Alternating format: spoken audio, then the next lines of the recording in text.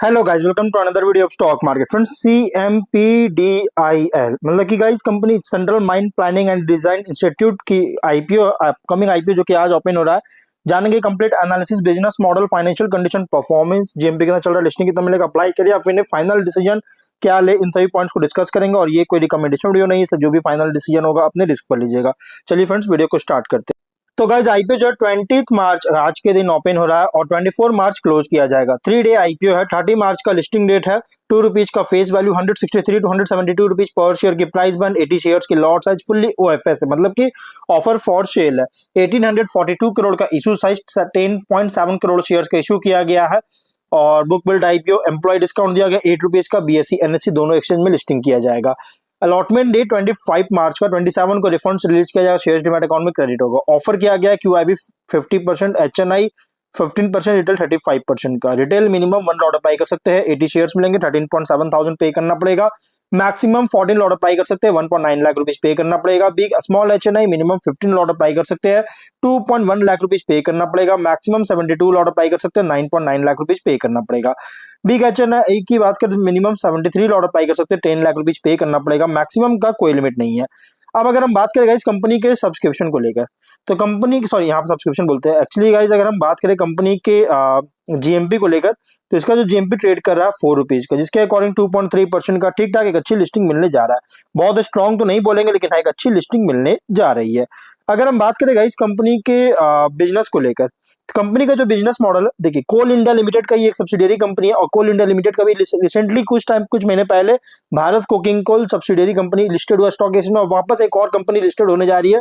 मतलब इसी साल दो कंपनी जो है सो कोल इंडिया लिमिटेड की लिस्टिंग होने जा रहा है, जो कि 1974 में इनकॉर्पोरेट किया गया था। और ये जो है ना कंसल्टेंसी और सपोर्ट सर्विसेज प्रोवाइड ऑफर करता है एंड कोल और mineral exploration, mining, planning and design के इंटायर पूरा सभी इंटायर स्पेक्ट्रम के लिए अंडर। और कंपनी का सर्विसेज में इंक्लूड है infrastructure engineering, environmental management, specialised technology services और मैनेजमेंट सर्विस सिस्टम्स, जो कि प्राइमरली कोल इंडस्ट्री और अदर मिनरल्स के लिए प्रोवाइड करता है। और यहाँ पे कंपनी जो है ये one of the largest coal and mineral consultancy company है इंडिया में, जो कि लगभग 61% मार्केट शेयर था। 25 फाइनेंशियल लिमिट 61% का मार्केट शेयर था इस कंपनी के लिए इंडिया में। और ये प्रेफर्ड कंसल्टेंट है कोल इंडिया लिमिटेड का। बिजनेस वर्टिकल्स की बात करें तो जियोलॉजिकल एक्सप्लोरेशन और रिसोर्स इवैल्यूएशन है, mining, planning and design services, environmental planning and monitoring services, geomatics, remote sensing और सर्वे सर्विसेज कंपनी प्रोवाइड करता है। अगर हम यहाँ कंपनी का बात करें गाइस, अगर आगे देखे जाए तो कंपनी जो है एडवांस्ड इंफ्रास्ट्रक्चर के द्वारा सपोर्टेड किया गया है, जो कि wide range of activities coal and mineral sector में कैरी करने का इनेबल करता है, कैरी आउट इनेबल करती है। और 31 मार्च 2025 में company one of the largest fleets of exploratory drilling equipment operate कर रहा है कोल एंड मिनरल एक्सप्लोरेशन के लिए इंडिया में। 31 दिसंबर के अकॉर्डिंग 7 रीजनल इंस्टीट्यूट्स ऑपरेट कर रहा है कोल प्रोड्यूसिंग स्टेट्स में, की कोल प्रोड्यूसिंग स्टेट्स में, जिसमें इंक्लूड है मध्य प्रदेश, छत्तीसगढ़, उड़ीसा, वेस्ट बंगाल। और ये इंस्टीट्यूट जो है ना ये प्रोजेक्ट को इफिशिएंटली मैनेज करने में हेल्प करता है कंपनी को। ये इंस्टीट्यूट कंपनी को प्रोजेक्ट इफिशिएंटली मैनेज करने में हेल्प करता है, ग्राउंड ऑन ग्राउंड और वर्क काम करता है, क्लोजली वर्क कर रही है लोकल माइनिंग ऑपरेशंस के साथ।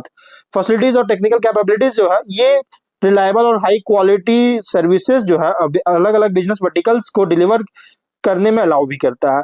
और कंपनी के पास अगर देखिएगा तो ओपन कास्ट माइंस भी प्लान किया है एनुअल प्रोडक्शन कैपेसिटी के साथ, जो कि अप टू 85 मिलियन टन का। और माइनिंग डेप्थ जो है 420 मीटर तक रीच कर चुका है, पहुंच चुका है। और लार्ज स्केल माइनिंग प्रोजेक्ट्स को हैंडल करने का एबिलिटी भी हाईलाइट कर रही है। एडिशन में 31 दिसंबर इस डेटा के अकॉर्डिंग ये 8 वेल इक्विप्ड लेबोरेटरीज है, अलग अलग कोलफील्ड्स में नेटवर्क है जिससे ऑपरेट हो रहा है। और ये लेबोरेटरीज जो है ना ये स्टाफ्ड है एक्सपीरियंस टेक्निकल प्रोफेशनल्स, जो कि कोल टेस्टिंग एनालिसिस में स्पेशलाइज है और कंपनी के एक्सप्लोरेशन और क्वालिटी असेसमेंट एक्टिविटीज को सपोर्ट कर रही है।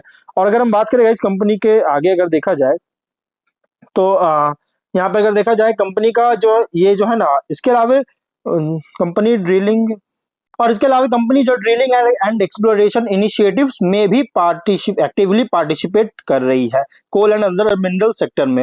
National mineral exploration and development trust जो कि NMET ट्रस्ट के से जो सपोर्टेड के साथ, और इसी डेटा के अकॉर्डिंग कंपनी ने 11 एक्सप्लोरेशन प्रपोजल भी सबमिट कर चुका है NMET को मिनरल्स के लिए, जैसे bauxite, copper, associated minerals, magnetite और associated minerals, zinc and associated minerals. और इन सभी प्रपोजल्स में 6 प्रोजेक्ट जो है अप्रूव हो चुका है और 4 अभी जो है प्रोजेक्ट ऑलरेडी मतलब इसका अप्रूव्ड प्रोजेक्ट जो ऑलरेडी कंप्लीट हो चुका है, जिसमें से 6 जो प्रोजेक्ट अप्रूव हुए इसमें से ऑलरेडी कंप्लीट हो चुका है। अप्रूव्ड प्रोजेक्ट में से 4 ऑलरेडी कंप्लीट हो चुका है। और अगर हम बात करेंगे ओवरऑल बिजनेस का, तो देखिए company consultancy and support services जो है प्रोवाइड करने में एंगेज है entire spectrum of coal and mineral exploration and mine planning and design services के लिए। और अगर हम बात करें तो फाइनेंशियल तो एसेट्स है 2911 करोड़ का, नेटवर्थ है 2154 करोड़ का, डेट रिजर्व है 2011 करोड़ का, रेवेन्यू प्रॉफिट 23 में 1399 करोड़ का रेवेन्यू, 296.6 करोड़ का प्रॉफिट, 24 में 1770 करोड़ का रेवेन्यू, 503 करोड़ का प्रॉफिट, 25 में 2177.5 करोड़ का रेवेन्यू, 667 करोड़ का प्रॉफिट, 9 मंथ्स में 1544 करोड़ का रेवेन्यू, 425 करोड़ का प्रॉफिट है। फाइनेंशियल अगर देखा जाए तो टॉप एंड बॉटम लाइन में, टॉप लाइन में कंपनी बहुत अच्छी ग्रोथ होता हुआ देखने को मिल रही है, बॉटम लाइन में भी कंपनी बहुत ही शानदार ग्रोथ किया है। और अगर आप देखिएगा तो ये कोल इंडिया लिमिटेड के लिए मोस्ट प्रेफर्ड कंसल्टेंट कंपनी है और 61% मार्केट शेयर जो है इस फील्ड में एंजॉय कर रहा है। और कंपनी जो है डिविडेंड पेइंग PSU है, जो कि हैंडसम बहुत स्टेक होल्डर्स के लिए को जो एक अच्छी रिवॉर्ड्स के लिए गाइडलाइंस फॉलो कर रही है, जो मतलब कि एक तरह से देखा जाए तो डिविडेंड पेइंग कंपनी भी है। ऑब्जेक्टिव क्या है तो कुछ नहीं, क्योंकि OFS है इस वजह से 1 भी रुपया कंपनी के पास नहीं जाएगा बल्कि इन्वेस्टर्स के पास जाएंगे। अगर रेशियोज की बात करें, ROE 27, ROC NW 20, PAT 27.6, EBITDA margin 38.5%, PB 6 time का, PE रेशियो 18.4 टाइम का, प्रोमोटर होल्डिंग पे रेशियो 100%, पोस्ट इशू 85% का, मार्केट कैप 12,280.8 करोड़ का होगा, प्रोमोटर है प्रेसिडेंट ऑफ इंडिया, जो कि ministry of coal government of India के थ्रू एक्टिंग कर रहे हैं और कोल इंडिया लिमिटेड इसके प्रोमोटर है। तो कंपनी का यहाँ पे अगर देखा जाए तो रिसेंट फाइनेंशियल डेटा के अकॉर्डिंग प्राइस बैंड जो रखा गया है फुल्ली प्राइस रखी गई है, IPO का जो प्राइस बैंड है फुल्ली प्राइस रखा गया है। लेकिन अगर हम इसके और कुछ पॉइंट्स की बात करें तो गाइस मेनली जो रेवेन्यू कंपनी जनरेट कर रहा है ना, ये जनरेट करता है geological exploration and resource evaluation से, जो कि लगभग 45.8% का इस बार का रेवेन्यू जनरेट किया है, जो कि 9 मंथ्स में। और फर्स्ट और ये देखिए फाइनेंशियल ईयर एंडेड का जो कि 46% का, और इसी से मेनली रेवेन्यू कंपनी जनरेट करता है। बाकी कैटेगरी जैसे mine planning and design services, environment services और जियोमेटिक्स एंड सर्वे सर्विसेज से जो सेम रेवेन्यू जनरेट करता है, 19-20 का फर्क है। और अगर हम बात करें कॉम्पिटिटर का, तो कंपनी के जो कॉम्पिटिटर है गाइस अगर देखा जाए तो इसके कॉम्पिटिटर है इंजीनियर्स इंडिया, राइट्स, दोनों इसके कंपटीटर है जो कि सेम बिजनेस प्रोवाइड करता है। लेकिन इन दोनों कंपनी के कंपैरिजन में ये बहुत बड़ी कंपनी है, नामी कंपनी है। अगर हम और कुछ पॉइंट्स की बात करें फ्यूचर अगर देखा जाए, देखिए कोल डिमांड का इंडिया में अगर हम बात करें तो देखिए ब्लू जो लाइन है यहाँ पे आपको दिख रहा है, ये है कोल का, कोकिंग का, और सेकंड जो ब्लैक लाइन है डार्क ब्लू में है, लाइट ब्लू जो है ये है कोकिंग का, और जो डार्क ब्लू में है वह थर्मल नॉन कोकिंग का, जो कि लगभग देखिए 30 फाइनेंशियल ईयर तक 3.7% CAGR ग्रोथ करने का एस्टिमेट है और 9.2% CAGR साथ ग्रोथ करने का एस्टिमेट बताया जा रहा है। और इंडिया जो कि 30 फाइनेंशियल ईयर तक इंडियन माइनिंग कंसल्टेंसी मार्केट भी 4.8% CAGR साथ ग्रोथ करने का एस्टिमेट बताया जा रहा है। और Indian market mining consultancy services भी अगर देखिएगा तो प्लानिंग एंड डिजाइन के लिए लगभग 4.8% CAGR ग्रोथ करने का एस्टिमेट है, एक्सप्लोरेशन के लिए 4.8% और जियोमेटिक्स के लिए 4.8% और एनवायरमेंट के लिए 4.8%, मतलब सभी में 4.8% जो सो ग्रोथ करने का एस्टिमेट बताया जा रहा है। स्वॉट एनालिसिस करेंगे तो स्ट्रेंथ में government backed consultancy and engineering company as operate कर रहा है माइनिंग एंड मिनरल एक्सप्लोरेशन में, होली ओन सब्सिडियरी है मेजर PSU का, कोल इंडिया लिमिटेड का, जो कि स्ट्रॉन्ग क्रेडिबिलिटी और इंस्टीट्यूशनल बैकिंग प्रोवाइड कर रही है। एंड टू एंड सर्विसेज जिसमें include geological exploration, mining planning, design and environmental consulting जो से प्रोवाइड करता है। और मार्केट लीडर है coal and mineral consultancy services में इंडिया में। और एसेट लाइट कंसल्टेंसी मॉडल है जो कि हाई मार्जिन के साथ माइनिंग कंपनीज के कंपैरिजन में स्ट्रॉन्ग फाइनेंशियल परफॉर्मेंस है, हेल्दी प्रॉफिटेबिलिटी और डेट बहुत ही लो है, और लॉन्ग टर्म रिलेशनशिप है गवर्नमेंट बॉडीज और लार्ज माइनिंग कंपनीज के साथ, जिससे स्टेडी बिजनेस को इंश्योर करता है। लेकिन वीकनेस की बात करेंगे तो रेवेन्यू हेवीली डिपेंड करता है कोल सेक्टर और गवर्नमेंट रिलेटेड प्रोजेक्ट्स पर।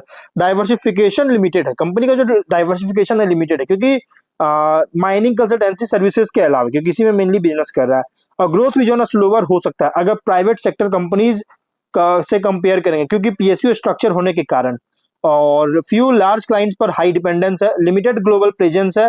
अगर इंटरनेशनल माइनिंग कंसल्टेंसी फर्म से कंपेयर करें तो अपॉर्चुनिटीज की बात करेंगे तो डिमांड जो है बहुत तेजी से इंक्रीज कर रहा है माइन एक्सप्लोरेशन, माइनिंग कंसल्टेंसी और रिसोर्स प्लानिंग के लिए।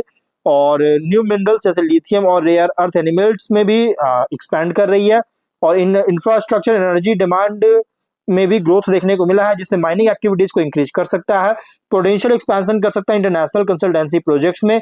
गवर्नमेंट फोकस है रिसोर्स सिक्योरिटी और माइनिंग एफिशिएंसी पर, जिससे लॉन्ग टर्म डिमांड को सपोर्ट करता है। लेकिन थ्रेट की बात करेंगे तो कोल सेक्टर पर डिपेंडेंस है कंपनी मेनली, और लॉन्ग टर्म डिक्लाइन फेस कर सकता है एनर्जी ट्रांजिशन होने के कारण, और रेगुलेटरी या इन्वायरमेंटल रिस्ट्रिक्शंस के कारण माइनिंग एक्टिविटीज पर इम्पैक्ट कर सकता है। और कंपटीशन जो है बहुत ज्यादा है private and global mining consultancy firm से। पॉलिसी चेंज अगर होता है, पॉलिसी चेंज तो माइनिंग और कोल सेक्टर को अफेक्ट कर सकता है, जिससे बिजनेस को पूरी तरह से इम्पैक्ट करेगा। इकोनॉमिक स्लो डाउन के कारण माइनिंग और इंफ्रास्ट्रक्चर प्रोजेक्ट्स को डिले कर सकती है। पीयर कॉन्टेक्स्ट अगर हम बात करेंगे तो private mining and consultancy firm से कंपेयर करें तो जो कंपनी है ये ऑपरेट हो रहा है as a government backed specialised consultancy, जो सो ऑपरेट हो रहा है माइनिंग एंड एक्सप्लोरेशन में। और ग्लोबल माइनिंग कंसल्टेंट से अगर अगेंस्ट देखा जाए तो डोमेस्टिक एक्सपर्टाइज और गवर्नमेंट रिलेशनशिप पर compete कर रहा है, इंटरनेशनल स्किल्स के पर जो सो compete नहीं कर रहा है। और इन्वेस्टर के लिए आईपी रिप्रेजेंट कर रहा है PSU backed mining consultancy play, जहां ग्रोथ पूरी तरह से डिपेंड करता है माइनिंग एक्टिविटी, गवर्नमेंट पॉलिसी और डाइवर्सिफिकेशन जो कर रहा है न्यू मिनरल्स पर, इस पर पूरी तरह से डिपेंड करता है। तो अगर बात करें guys, तो आईपीओ जो है ना प्योर लॉन्ग टर्म आईपीओ, मतलब medium to long term IPO, इसलिए जो भी फाइनल डिसीजन लीजिएगा अपने रिस्क पर लीजिएगा, ये कोई रिकमेंडेशन वीडियो नहीं है। तो मिलते हैं नेक्स्ट वीडियो में, टिल देन बाय बाय।